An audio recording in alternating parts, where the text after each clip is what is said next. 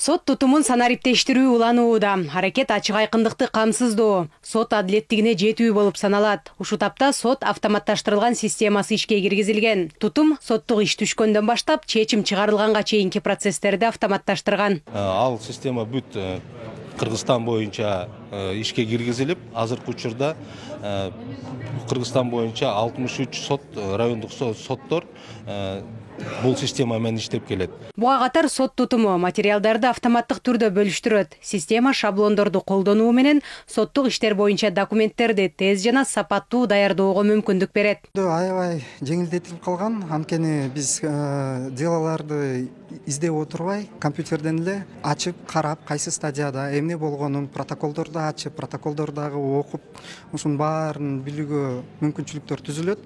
Ал эми келечекте аталган жагдай бизде концепция түзүлгөн. Бул элдерге, жарандарга, ишке катышкан тараптарга кайсы стадияда тургандыгын мүмкүнчүлүк берет көрүүгө. Адан сыркары бүт киргизилген протоколдор, соттук актылар менен да таанышууга болот. Ошондой эле сот залдарына аудио жана видео фиксация орнотулган. Аталган тутумду санариптештирүү боюнча маалыматтар Санариптик сот адилеттиги форумунда айтылды. Анда жогорку соттун төрагасы Замирбек Базарбеков соңку жылдары сот системасын реформалоо боюнча алгылыктуу иштер жасалганын белгиледи. Открытости и прозрачности. Өлкөнүн сот тутумунун алдында соттордо иштерди кароонун тартибин мындан ары өркүндөтөм. Сот адилеттигинин жеткиликтүүлүгүн, сот адилеттигин ишке ашырууда ачык айкындуулукту камсыз кылуу, калктын сот адилеттигине болгон ишенимин арттыруу сыяктуу олуттуу милдеттер турат. Мындай электрондук сот адилеттиги маанилүү ролду ойноп, соттук териштирүүнү жөнөкөйлөтүүгө, бюрократиялык тоскоолдуктарды жоюуга, жарандардын сот адилеттигине жетүүсүн жеңилдетүүгө мүмкүндүк берет.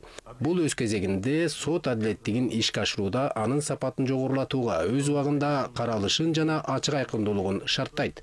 Форумдун катышуучулары аткаруу өндүрүшү автоматташтырылган маалымат тутуму менен таанышышты. Анын ишке кириши менен 4 айдын ичинде 10 миллион сом үнөмдөлгөн. Буга катар сот адилеттигинин жогорку мектебинин окутуу платформасы тууралуу айтылды. Санарип системаларды киргизүүдөгү негизги максат мыйзамдын үстөмдүгүн камсыз кылуу, процесстердин айкындуулугун жогорулатуу.